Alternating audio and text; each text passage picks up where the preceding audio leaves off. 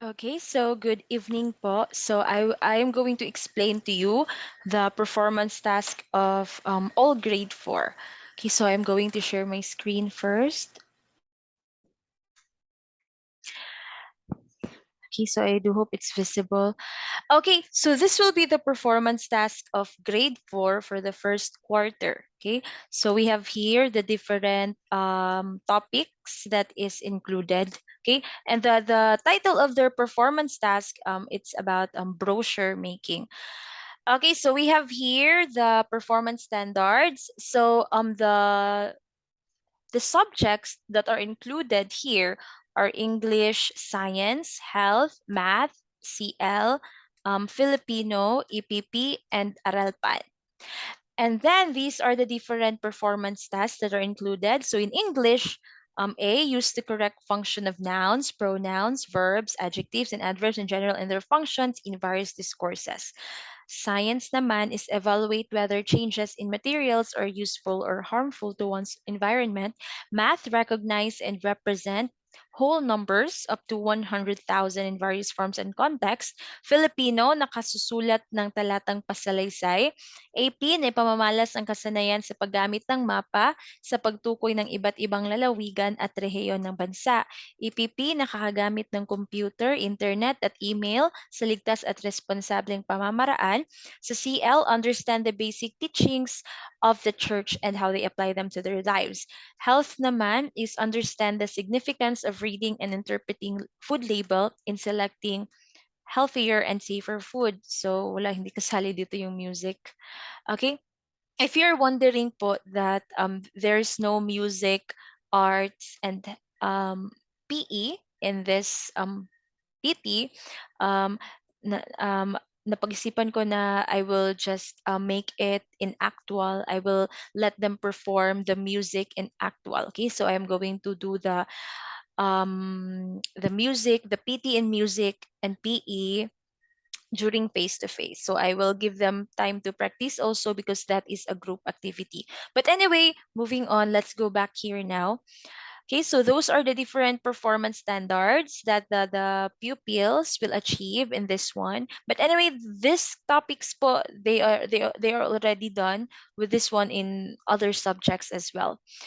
Okay, so the time frame is 4 days. So date of submission, October 20, 2022. But anyway, if hindi talaga matapos, you can ask for extension naman po. Materials needed. So some articles po ito sa internet, okay? Special paper and some pictures and any other like mga design, mga construction paper, mga glue if they want to design their brochure. Next is persons responsible for conducting the activity, grade 4 pupils, and the subject teachers as well, or the facilitator. Okay, so this will be the activity outline for the PETA. So this will be the setting or the situation rather. So you are a famous blogger and you are tasked to feature any tourist destination in the Philippines. So you will feature sceneries, facts, trivia, and legend. As a blogger, your aim is to convince other Filipinos and foreigners to visit your beloved country, Philippines, through making a brochure. Okay. I did not let you or I did not let the pupils make a vlog itself because I know some of them are not really good at editing videos, okay? And some editing apps needs to purchase, okay? Merong mga VIP na mga apps, mga editing apps, mga video apps. So I made a brochure instead para accessible to all, okay? Next, so we have here the task in English. So you will use the English language in giving the features of the chosen tourist destination. So make sure to use the grammar correctly. Okay. So all in all, in the brochure, they will use English language and Filipino language later on. Next, math is you will mention the population or total land area of the place you are featuring. So science naman is you will feature how that place underwent changes 10 years ago in terms of its infrastructure or the physical change. Next is sa Filipino. So, isasalaysay ang pinagmulan na napiling lugar gamit ang wikang Filipino, aralpan. You will print or draw. Okay, draw a map that shows in which part of the Philippines it is located. Health, you will also feature some famous foods that are made in that place which are safe and clean. EPP, you will research the information you needed in the internet. And the CL naman is at the last page of the brochure, you will write there a sentence on how God shows His love by giving us the wonderful resources. Okay, so for this one po, I will have here an example. Like for example, this is their brochure. Okay, this is the front page of the brochure. So in the front page of the brochure, they can put here their title, or their name. Okay, their name submitted by Chuchu, Reina Joyce Galeana, submitted to subject teacher. So the kid can also write here the names of the different subject teachers that are included here in the PT or in the PeTa. Okay, so as you can see here at the first page, if flip natin ito, okay, next page na po tayo. So pwede na mag-start yung bata in introducing his or her place in the Philippines. So, kung ano ba yung napili na place na i-feature ng bata. Like, for example, Davao. So, the child wants to feature the place, which is our place, Davao. So, he will try to write here the word Davao. Okay? Like the big one, Davao. And then, he or she can put like some pictures here of the famous sites here in Davao City.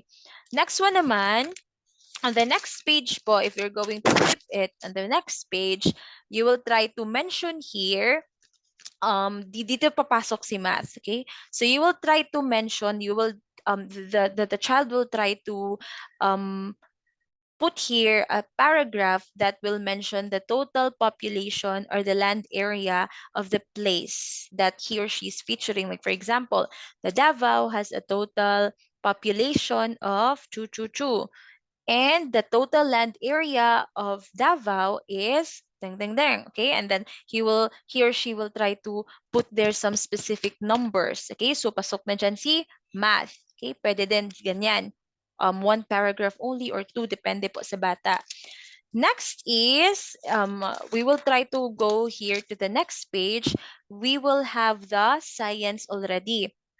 So here you will feature how that place underwent changes. Like for example, um, the child will try to put here 10 years ago. This is um, the the physical structure of Davao. Okay, ito yung mukha ng Davao 10 years ago. And then now, this is it now. Okay, this is the total physical structure of the Davao. Okay, or if wala pong makita na picture ang bata sa internet, he or she can narrate it. Okay, i-narrate na lang po or in paragraph form. Okay, if wala talaga makita na picture kung ano yung Davao noon.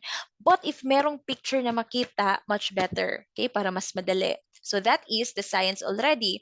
So here, sa Filipino is isasalaysay ang pinagmulan ng napiling lugar gamit ang wikang Filipino. Okay? For example, in the next page, he or she will write a paragraph here stating kung ano yung pinagmulan ng Davao. Like for example, noong unang panahon, ang Davao ay isang maliit lang na baryo, maliit na lungsod. Pero ngayon, nagiging ano na siya, malaki na siya na komunidad. Okay? Like that. And then sa Aralpal, and the next page naman, so each page of this one is one subject po. Okay? Next, Aralpan. So you will print or draw a map that shows in which part of the Philippines it is located. Like for example, if makahanap po ng I know madami naman po sa internet no na map ng Davao kung saan po siya makikita sa Philippines. Okay? So he or she will try to print here, i-paste lang po. So if hindi gusto ng bata na i-paste, gusto niya talagang i-drawing ang map ng Philippines, so pwede pong i-drawing. Okay? It's up to them, print or draw. Next is, at the next page, dito, isang page na naman. So he or she will feature some famous foods that are made in that place which are safe and clean. So he or she will try to mention like 4 foods, okay? Minimum a maximum na yan, maximum of 4 foods, okay? Like for example, durian candy, okay? Or pwede rin mag-print lang siya ng mga pictures ng mga food pero balagyan din yan siya ng ano ng title kung anong food yan siya, okay? Or mga kakanin ba, okay? Any food will do.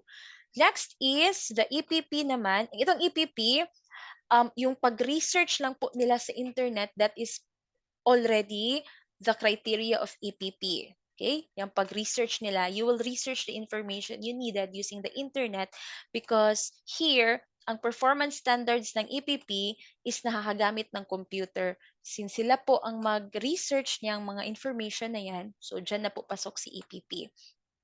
Next is the last one is the CL or the Christian Living. So at the last page of your brochure, so you will try to write a sentence, just one sentence, okay, or a paragraph if you want, on how God shows his love by giving us the wonderful resources we have here in our country, here in our city, or in which places yung napili ng bata. Okay, like for example, um, God made us this, I mean, God give us this natural resources we have, okay, for us to live, like that, and kung ano pa yung gustong sabihin ng bata. Okay, so far, ilang pages po yun? We have 1, 2, 3, 4, and 5.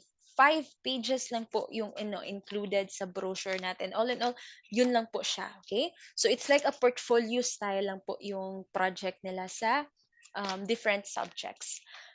Okay. So yun po. And then we also have here the criteria. This is the overall criteria. So we have here the creativity and originality, effort and perseverance, concept understanding, and organization. So you have there the points 4, 3, 2, 1. Okay. So we have here, we also have like different criterias in every subject. We have here the math indicator, aralpan, EPP, and then the English, the science, Filipino, CL, and the health. Okay, so kumpleto na po yan lahat ng subject na included dito. Okay, so that's it po. So if you have any questions, you're free to message me in the messenger or in my Gmail if you want. Okay, so that's it. So I do hope clear po yun. Thank you so much.